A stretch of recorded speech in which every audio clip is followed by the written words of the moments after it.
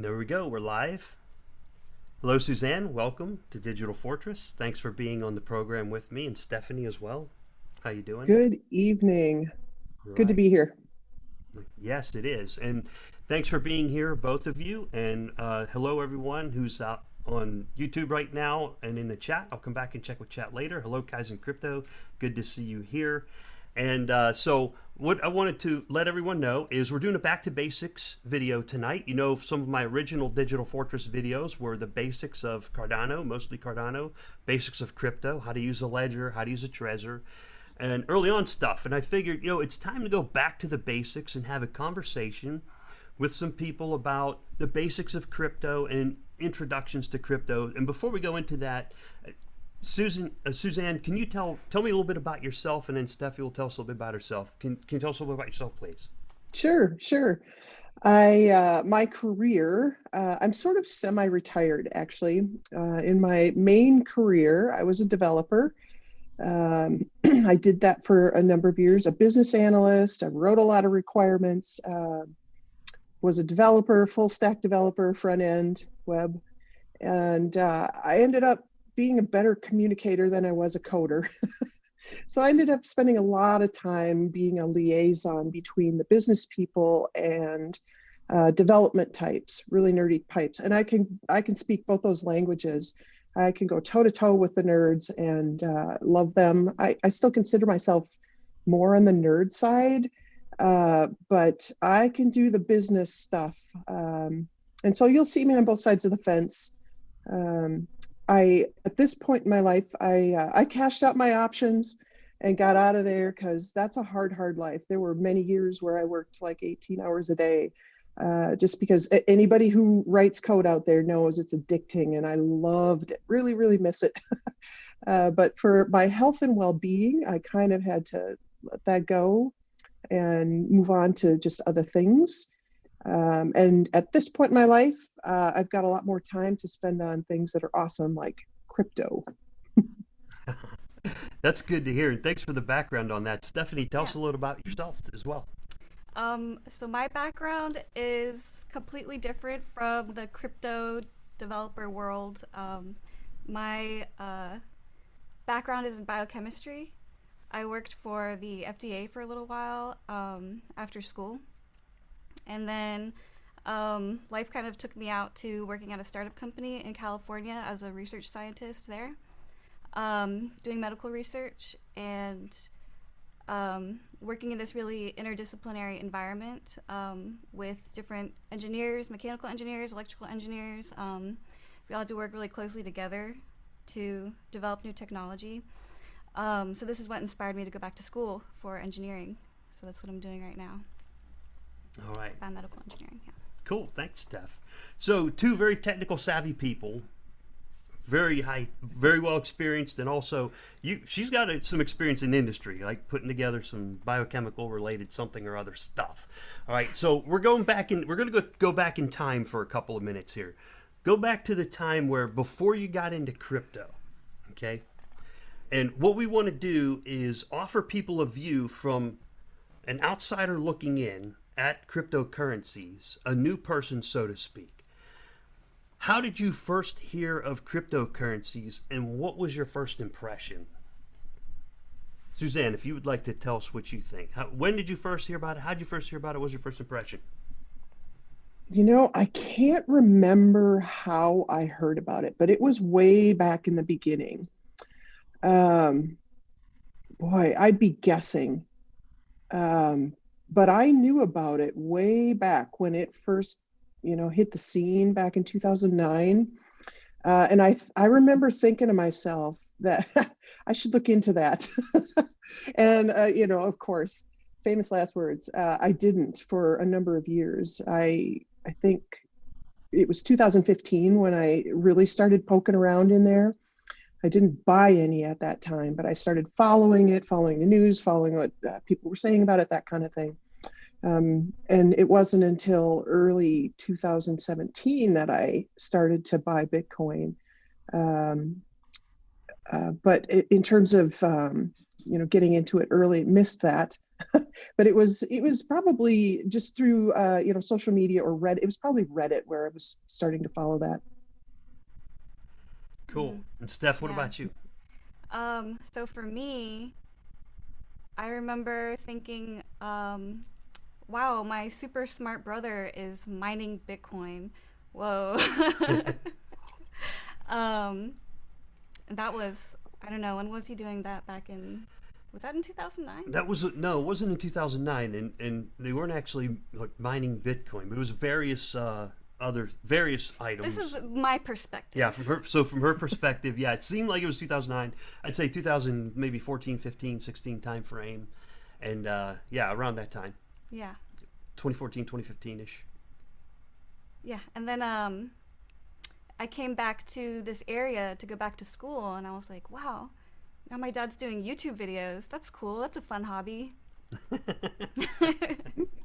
So, what was your first impressions? And, oh, sorry. Go ahead. I mean, my experience is going to be probably pretty different from the average person's because, I got I'm just surrounded by it, by my family, so I still feel like I'm kind of a new person. I'm still learning a lot about cryptocurrency. Yeah, I would still say I'm pretty new in the... You feel like an outsider looking in? A bit, yeah. I mean, definitely. I feel like there's so many people who are so deep in this technology and talking so technically, which I can feel like I just pick up like little bits and pieces as I go along. But it's really interesting. So that's what keeps me kind of following, staying involved. What do you think when you see the latest videos like what I do and the other crypto YouTuber guys? What do you think?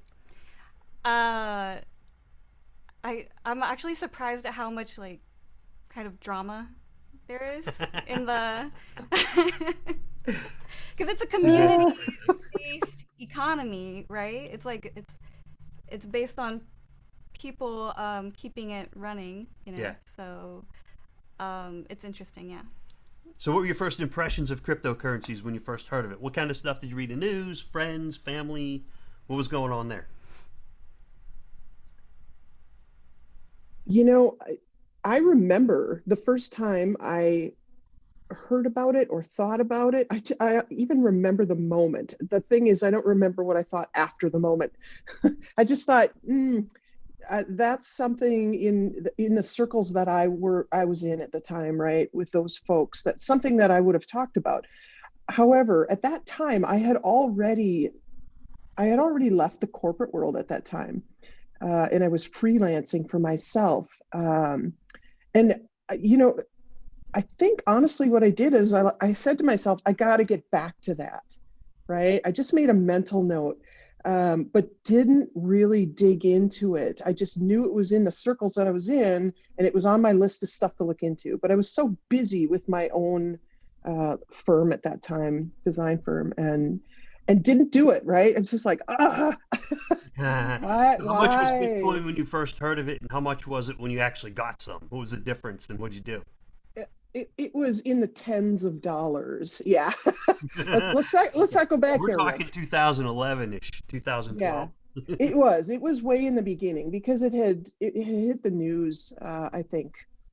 And yeah, gosh, if we all say that, if I had only, right? I knew about it back then, and I had it on my list of things to do, and I didn't do it. Yeah. Yep. I was in the same boat. I was like, I first heard of it. It was like, I don't know, $100. Then I heard of it again a little while later, and it was like $250. And I was like, what? Yeah. Okay, I'll get one and see what happens. Oh, now it's $350. Yeah. Oh, whoa. I mean, what'd you do? What was that little story you're telling me right before we went live? Oh yeah. So this is my story. My mom had died in early 2017, and so I came into a little bit of money, and I walked into work one day. I thought, well, you know what? I was driving everybody knows I have this Jeep, right? And I was driving this old Jeep. It was like 15 years old, and what the heck, it worked. I didn't need a new one. but it started to nickel and dime me. So one day I walked into work and I said to the guys that I work with, I'm like, you guys, I need a new Jeep, but I'm not going to pay for it. And they're kind of looking at me funny. And I'm like, I'm going to invest in Bitcoin and I'm going to make some money. And then I'm going to let the Bitcoin pay for the Jeep. And they laughed at me. I mean, they seriously laughed at me, called me crazy. This kind of, we've all heard that.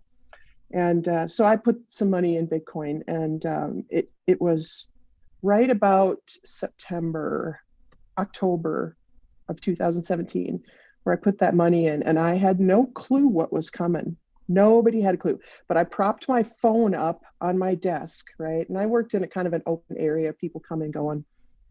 And I just watched that ticker all day long, and these guys continued to laugh at me, right?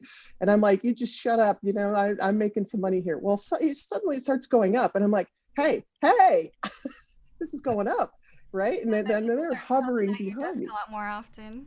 Heck yeah, they're right behind me watching the ticker. I was literally watching it move, right? And so then they're like, well, how do I do this, right? So the end of this story is I ended up getting about 50 of my coworkers involved. And again, we went through that huge rise in December, and all of us made a lot of money. I cashed out enough to get my Jeep, right? But of course, none of us knew how that market worked. We were just learning at the time.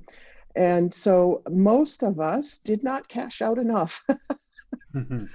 And some of them are still underwater. Yeah. So, but anyway, it was a great story. I still work with all of them. We laugh about that constantly. It's a great time. We teach other people about it, and hopefully we'll have another shot. Hopefully. And they're all in Cardano now, right? All of them. Yeah. Yeah. What about you, Steph? What was the first cryptocurrency you ever owned? Oh my gosh. I think the first one I ever bought was for Kyle and Christian for Christmas. I wanted to buy them some really off the wall random coin because I knew it was all about diversity, and they would always get really excited about all the new coins. So I think it was like Dragon Coin or something really weird. I don't remember anymore, but that was the first coin that I bought. And then, yeah, I think my first impressions were that it was just for trading. I mean, and I think that's still kind of the general population's consensus right now, is that even when I tell people I have ADA, if I try to like kind of describe this cool ecosystem to them, they're like, oh, so when are you going to sell? Are you going to sell it? Like, do you think it's going to go up? And I'm like, well, I hope it goes up, but yeah, but I'm not planning on selling it, Mm-hmm. It's, yeah, it's definitely, my interest now is more in the technology side, Mm-hmm. but I mean, the reason why I never got into it is because I'm not a trader kind of person. Yeah. So I think that was my first inhibitions to getting into it was I was like, oh, you just buy and sell and trade. Like, I'm not trying to do that. And there you go. Yeah. And that's how, I mentioned at the beginning, Suzanne, about the difference between attraction and promotion. And attraction works, and promotion maybe not so much. It kind of works, but attraction is better. Because if you think about the stories that both of you just told, you saw something that was interesting, and no one like pushed it on you, right? Because everybody wants mass adoption, because everybody wants number go up, right? Yeah. But the difference between attraction and promotion is, with promotion, you're like putting it out and just get it in their face. Hey, this is why you should do it. You're trying to sell it. But attraction is the person standing behind your shoulder, and you're like, oh, look, the number's going up, and you're excited. You go, "Ooh, I want that excitement. I want that. I want that excitement. And then, what were the questions people asked you when you first got into it? Are you going to make any money? Are you going to sell it? Now, I know we get into the tech, and a lot of times we talk about stuff like banking the unbanked. Those are advanced concepts. That's why we wanted to do back to basics, right?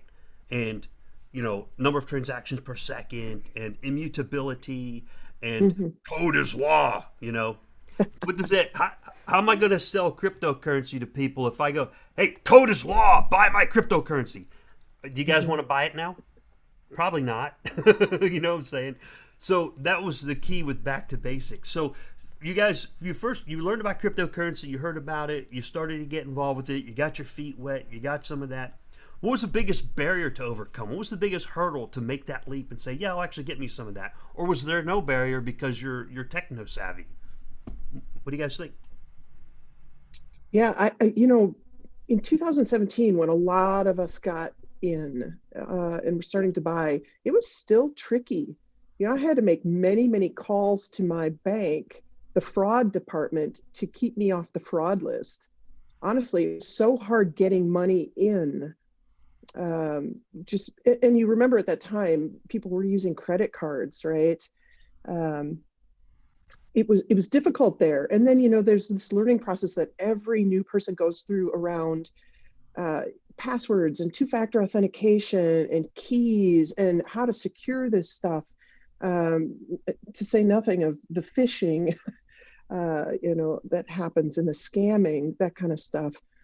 I was fortunate to have a lot of friends who, all of us together, we worked together to learn as fast as we could. And that was so helpful because if one person didn't have all the information, the next person would. And we just made sure we were all safe and figured it out together. That was great. But it was not easy. It's gotten a lot easier now. Still lots of stuff you need to be aware of, but it's so much easier to set up accounts and to get verified and to actually get your money in and get it out. It's a good time to be in. I had the exact same experience with the banks blocking Mm-hmm. transactions, and I had to call Yep. them at 8:30, 9 o'clock at night. I'm like, can I even call my bank right now? Hey, you can go ahead and authorize this, and a human actually answered the phone and authorized it. Yeah. And they said, Yeah. okay, you're good to go now. Yeah. Yeah. I What had about you, Suzanne? a fantastic experience. The bank that I was using at the time was Wells Fargo, and I got to give their fraud department props. They were awesome, really, really helpful. And I just explained exactly what I was doing. And they're like, yep, we see this. We'll put notes in here. You should be good for 6 months, that kind of thing. But it was work. Yep. You're a trailblazer. You're an icebreaker, and a lot of people watching my channel have been here since that 2017 or earlier time frame, and Yeah. they could probably agree.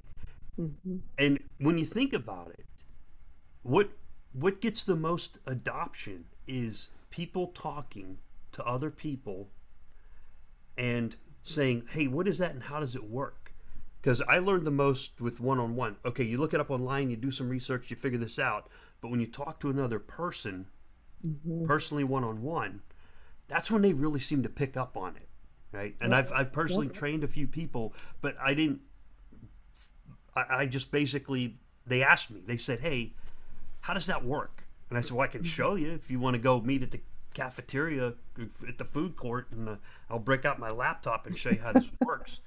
And they Yeah. said, "Yeah, sure, cool, right?" And I was like, Hmm. "Right on." What about you, Steph? What was the biggest barrier to overcome? I didn't have any barriers. She had facilitators. I had facilitators, yeah. My biggest barrier to overcome then I guess was my own inhibitions. Just once I started getting interested in it, then I was like, I want a steak. Yeah, I want a steak. Yeah. Hmm. And what's funny is actually I was talking to some of my colleagues at school, and I was just kind of bragging about my brothers and my dad, because at that time Digi was like the #1 steak pool at that time. At that time, it's and fallen from grace. and Cardano was #6 cryptocurrency on CoinMarketCap. Yeah, that's when she came back from California. She came to Virginia, and Yeah. we're like, "Oh my God, we're doing so great!" And yeah, #6 on CoinMarketCap. We're like, "Ah!" And I was totally bragging to all my friends, like, "Oh man, my dad, my brothers, they're so smart." They're doing all this stuff. And they were asking me, like, "So what is it?" And I was telling them that they were participating in a research project that was international, that was going on around the whole world, with researchers who kind of volunteered to open a stake pool. This is during the Testnet time. She remembers Testnet. Yeah. Were we awake a lot during Testnet? It was crazy. It was a madhouse. I felt like I was just in a whirlwind in the eye of the storm, but it was really exciting. Like even just to kind of be an outsider, watching them, handle all the issues that came up. But yeah, I was telling, because I'm talking to a bunch of research scientists, so this is how I'm telling them is they're part of this research study that's making sure this economy is going to work well. It's supposed to be self-sustaining, self-sufficient, incentivized network, and I thought it was really cool. It was based off a lot of these research papers, that these white papers that you could even go and read. That's something that scientists are going to be interested. Oh, it's based off of literature. And they were like, wow, that's really cool. How do I buy ADA? I want to buy ADA. Like, really? After I told them about how it was like based off of this research and they were doing this kind of experiment. Is that the right way to, like, can I say that the testnet was an experiment? Yes, absolutely. Yeah. Everything is perfect so far. This is exactly what we need to talk about. Yeah, it's research driven. So the researcher she was working with said, yeah, how do I buy ADA? How do I buy ADA? Yeah. Isn't that crazy? Yeah. How about that? I get the same response. In fact, I oftentimes try not to talk about ADA because once I get going, I won't shut up. And I don't ever want to appear like I'm overly promotional. You know what I mean? Yeah. But people kind of, either they know I'm into it or they know I know something about it. And so that I'll let them ask, because then I have free reign to just not stop talking, right? But I have the same response. Once I talk about the guts of what's behind that, that's the coin they want. And I literally try to push them to Bitcoin, right, to start, because it's just a good coin to start. Learn on Bitcoin. And then when you're smart enough about crypto and you're making that informed choice, then, take on another coin. But I get the same responses. Yeah. And what kind of response do you get whenever that person realizes they can buy 0.001 Bitcoin for $100, or they can buy 1,000 ADA for $100? Which one's more attractive? It's kind of funny.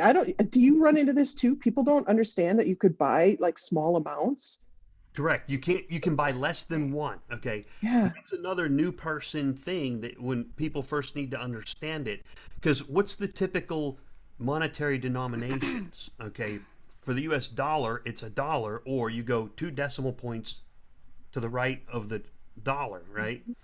You don't go 8 or 16 or 18. Yeah.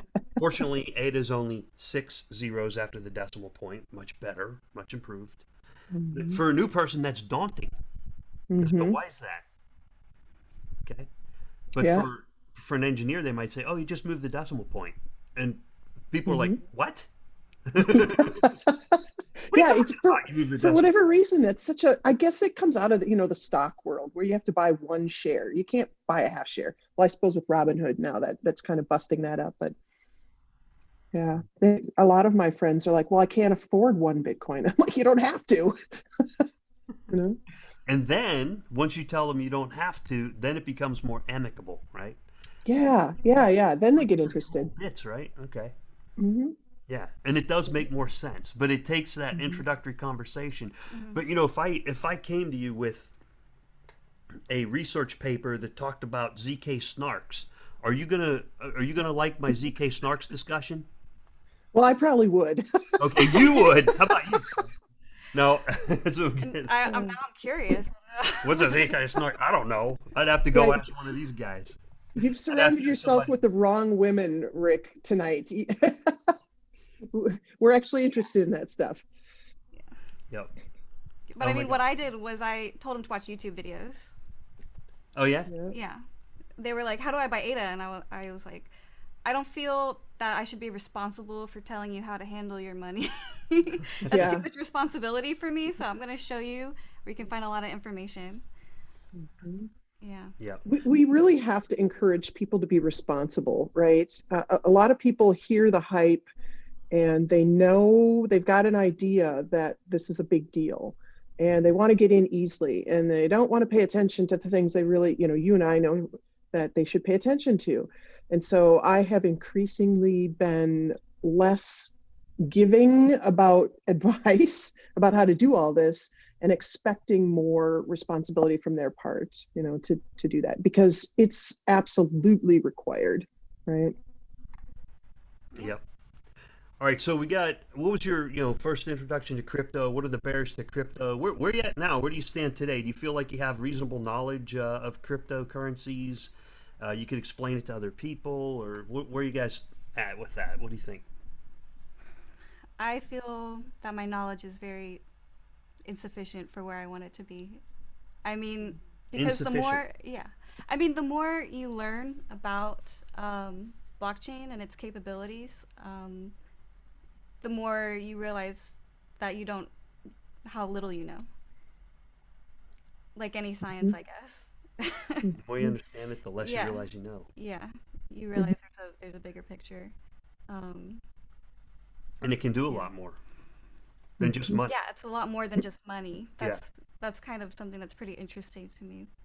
Mhm. But usually the introductory idea is that the thing that attracts people is it's unique, it's different, and number go up. Okay, and that is what draws them in, and that's what attracts people to crypto. And then how do you Yeah. get the new person to overcome the barriers? And I think Steffi nailed it, like YouTube videos and stuff like that, documentation, Medium articles, whatever they like. Some people like to read, some people like videos and stuff like that, and that kind of helps Yeah. because one of the biggest questions is when mass adoption. Oh my God, I don't even Hmm. know what that looks like. Honestly, yeah, the landscape right there is huge. Yeah. Two things that are hard to define is what is decentralized and when mass adoption. Those are probably two big things. Or what does mass adoption even mean, right? What does that Yeah. mean? And decentralized, I heard it described best by Hester Pierce. And I'll put Uh-huh. the link down below. She did a podcast with Laura Shin in about February of 2020, February of this year. Hester Pierce is she is the SEC. She's one of the SEC commissioners. She works on the SEC, and she's supportive of crypto and crypto legislation and putting out proposals. And her definition was when a token is deployed and set out into the world, you need this like 3-year moratorium before they start defining it as, there's certain definitions of a security and stuff. But after about 3 years go by, you take a look at it, and it's hard to define what decentralized is, but you'll know when you see it. And ADA just hit its 3rd-year birthday of being out on the mainnet on September 29th, 2020.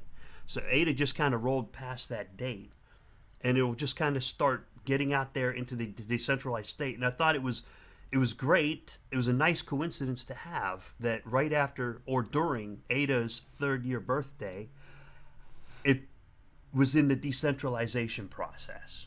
And what would the average person, if I told you 10 years ago, oh, you should get into crypto because it's decentralized. Did I No, just win you over?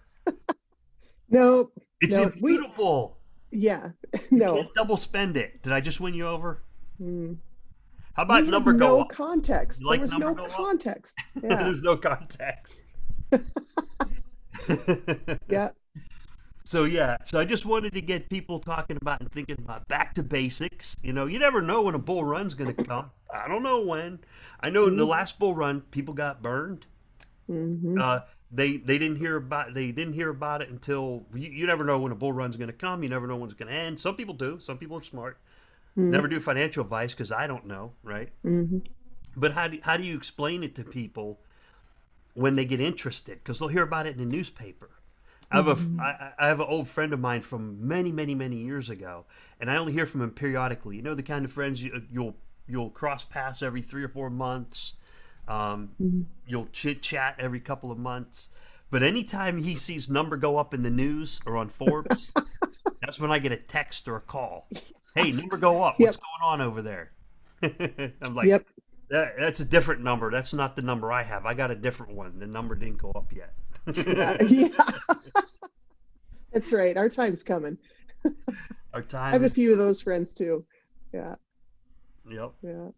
All right. Well, I think we covered the basics. What do you guys think? If you got any other questions, so I would just want to let anybody who's still watching, if you want to leave us a question in the chat for Suzanne or Stephanie, let us know in chat. Ask them a question. Looking from the eyes of a newcomer, somebody who's new to crypto, how do they view it? How is it from the outside looking in? And I hope to do a few more of these on Digital Fortress in the coming months.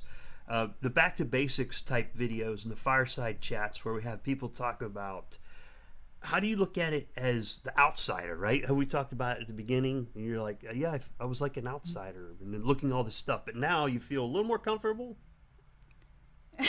Yeah. a little bit. I mean, I just feel like there's so much more to learn, you know? Yeah. Oh, with Cardano there is. Yeah. There's 90 research papers on IOG's library research website. 90. And like That's if you really can't sleep at night, right? Is there a, That's where you go to read. it depends. It depends on your field of expertise. Yeah. If you have insomnia, you Mhm. might find one to help finish that off, or you might find one in there that you find interesting because they cover all aspects of crypto. They have research papers on Bitcoin. There's research on quantum resistance, Bitcoin quantum resistance using the Bitcoin backbone. And I think a lot of people don't realize that. And if you ever notice on the Daedalus website, when you first go in there to load a wallet, I don't know if the current one has it, but did you ever notice there's an Ethereum logo and a Bitcoin logo sitting next to the Cardano logos? It's there. If at least it was. I can Didn't notice. and you go, wait a second, they're subdued and they're in the background. And I think that has to do with the future multi-asset ledgers. And if multi-asset ledger, that's another. I went beyond back to basics when I said that word right there. Yeah, for sure. You're going a lot beyond basics on a lot of that stuff. Is there a peer-reviewed journal for cryptocurrency? A peer-reviewed journal? Yeah. Wow. So Maybe all, anyone in chat know? yeah. Does anyone in chat know if there's a peer-reviewed journal for cryptocurrency? Now I know the IOG papers are heavily peer-reviewed. About 84 or 86 out of the 90 on there are peer-reviewed, and the latest 3 or 4 papers are up for peer review at upcoming conferences. And they are living documents. They're not permanent. Okay, so they will go back and revisit previous papers and align them with newer papers, and they'll generate that alignment. Because research, as you would know as a researcher, is an all ever-growing field, right? We knew Yeah. something years ago, and now we know something new, Yeah. and then you modify that. And you need a way to share your knowledge and have that's the point of peer review. That's why I was curious about it, because I know they're all white papers. And then the way it works in the scientific research field is that you have journals with certain impact factors based on how often they're sourced, cited. So I didn't know if there was a method for that. Yes, there are. As a matter of fact, that's what IOG's emphasized. Interesting. She's into research, right? In industry, engineering, research, and all that kind of cool stuff. And in the research fields, you're looking for peer-reviewed. Mm-hmm. Yeah. Journals, yeah. Journals. Yeah. And articles, yeah. Yep. And that's what the IOG has emphasized for the longest time is the peer review process Yeah. with their papers. And so the entire industry of research is involved with peer review. And it's the right way to do things, right? Why do they do it? What's a peer review for? What's the point? I don't know. To get a better final product or to get a better... Stephanie, have you read any of those Cardano papers? No, I haven't. I read the abstracts. I do read Yeah. some of them. Some of them I go deep. It depends on who wrote them or how they're written. I've read almost every abstract. There's a lot of papers, so I don't remember if I read every abstract. And some of the papers, I was actually able to go, like the wallet spec, for example, Daedalus wallet spec. I was able to read further down through that. on that one. The Bitcoin Backbone one. Um, oh, there was a couple of them, but yeah, some of them I was able to read through, and then when I get to the crazy math symbology, I just skip that part and keep going. Yeah, I Have got you you ever there. done that before? Yeah. Yep. Okay, I'm going to skip that and just read the paragraphs. Yeah. Right. I read some of the abstracts and I was like, that's a little bit too deep for me. Yeah, Mm. the abstract was it. That was enough. That was enough. Yeah. I always get a kick out of, and I think Hashoshi did it in his latest video. He's like, if you want to get into Bitcoin, go read the white paper. And I'm thinking to myself, I wouldn't ever tell anybody to go read a white paper if they're brand new. I've never done that. And I only say that because I am super impatient when it comes to certain things, especially when I'm learning. It's like, I want somebody to just cut the crap and tell me exactly what this thing does. Get to And the then point. when I got an idea of what it does, then I might go read a white paper. But I'm not going to do that to learn how crypto works, right? Right. That's just like it's just so down in the weeds.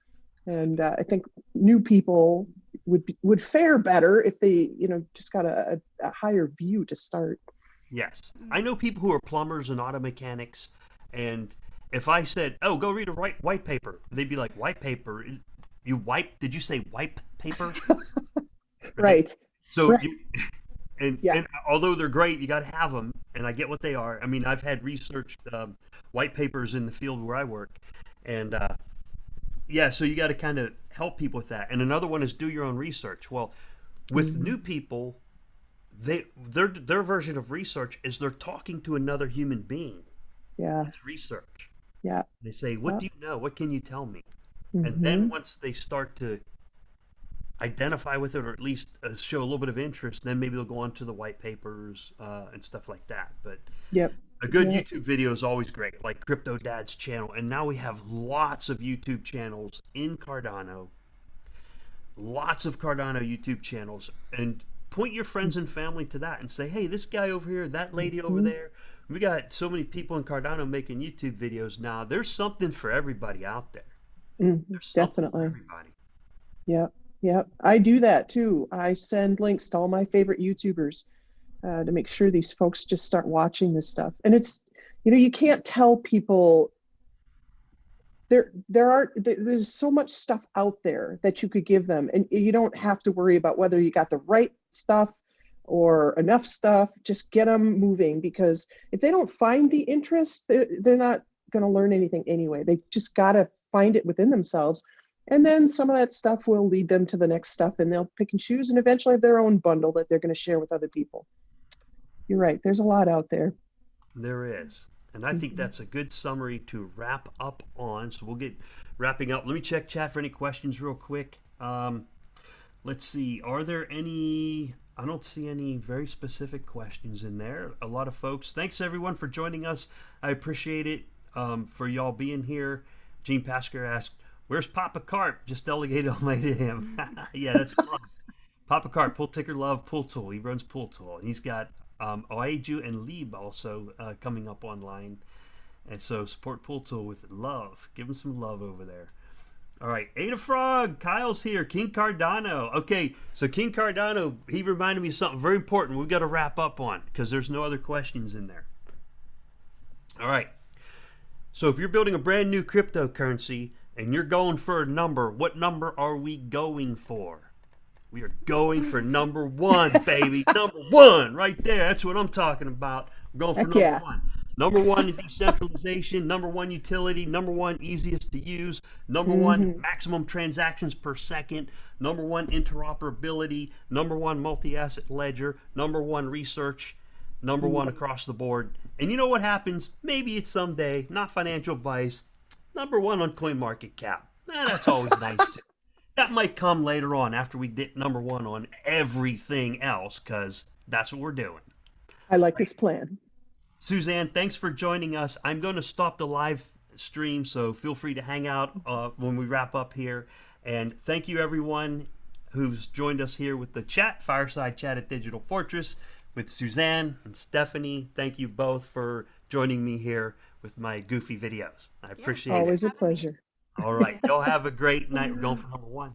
Number one. bring it down.